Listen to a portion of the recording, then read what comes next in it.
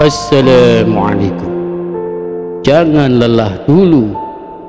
Masih ingat ketika badai dahsyat kehidupan menerjangmu begitu hebat dan kamu terpuruk nyaris patah tak berdaya, kemudian iblis berbisik di kedalaman hatimu, kamu tak akan sanggup melawan badai ini, sudahlah, menyerah saja. Kemudian kamu katakan pada iblis terlaknat itu, akulah badainya. Mungkin keadaanmu saat ini sedang sulit dalam kisah hidupmu yang paling pahit. Rasa-rasanya mental, fisik dan batinmu sudah tak sanggup lagi dan ingin menyerah. Namun yakinlah bahwa semua ini adalah rencana terbaik Allah Subhanahu wa Ta'ala untukmu.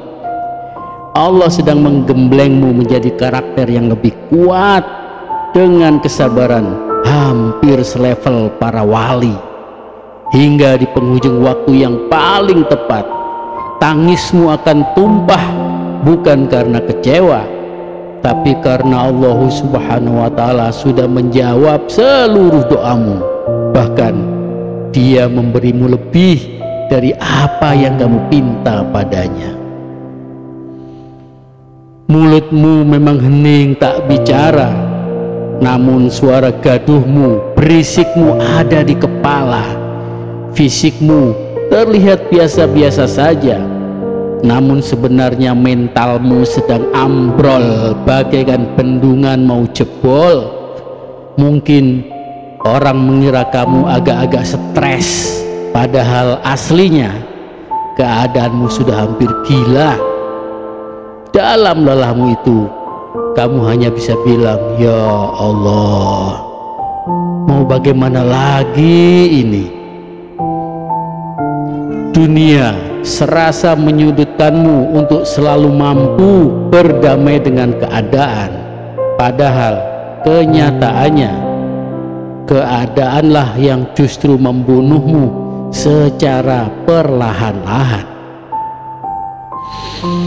Barangkali orang-orang agak merasa aneh bahwa kamu yang biasanya sering sulit tidur, rajin begadang, lalu tiba-tiba memilih tidur cepat. Hanya Dia yang Maha Tahu yang mengetahui bahwa sesungguhnya keadaanmu sedang tidak baik-baik saja. Kamu memilih tidur karena kamu tahu tak ada tempat lain untuk mengadukan beratnya beban hidupmu. Hatimu saat ini sedang melintir seperti tidak merasakan apapun.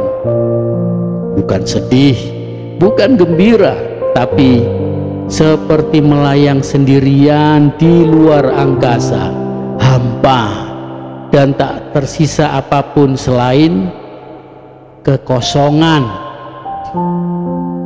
Namun jangan biarkan rasa kecewamu itu menjadikanmu sebagai seorang pembenci. Jangan biarkan lukamu menjadikanmu sebagai seorang pendendam. Jangan biarkan deritamu membentukmu sebagai seorang pengecut. Dan jangan biarkan getirnya hidupmu menghilangkan manisnya rasa syukurmu padanya. Terkadang orang membencimu bukan karena kamu sudah melakukan suatu kesalahan, tapi karena Allah Subhanahu wa Ta'ala mencintaimu dengan caranya yang unik, yaitu dengan memberikan keberkahan padamu yang mereka tidak memilikinya. Apa yang kamu ingini dalam hidupmu tidak semuanya sesuai dengan harapanmu. Takdirnya memiliki jalannya sendiri untuk dilalui. Jalani saja alur cerita darinya. Tiap proses darinya kamu nikmati dan tetap bersyukur atas apa yang sudah kamu miliki. Di balik semua kesulitanmu, pasti tersedia jalan kemudahan di penghujungnya, hingga pada akhirnya satu-satunya pilihan terbaikmu adalah menjaga keikhlasan hatimu, meskipun jalan yang kamu tempuh penuh dengan duri, rintangan, derita, dan juga air mata. Untuk saat ini, kamu hanya mempertahankan apa yang bisa membuatmu bahagia, meskipun harus menyeka air matamu yang sudah hampir kering, dan selebihnya kamu tak peduli, karena bagimu rumahmu yang sesungguhnya adalah dirimu sendiri.